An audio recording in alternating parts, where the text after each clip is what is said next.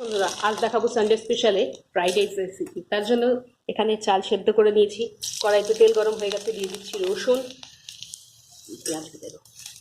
এবার দিয়ে দেবো, দেখুন কালার ধরে নিয়েছে। এবার দিয়ে দিচ্ছি পেঁয়াজ। পেঁয়াজটা এবার একটু ভাজা ভাজা হবে। ভাজা হয়ে গেছে, দিয়ে দিচ্ছি বিনস আর গাজর। বিনস আর গাজরটা একটু একটু অল্প ভেজে নেবো।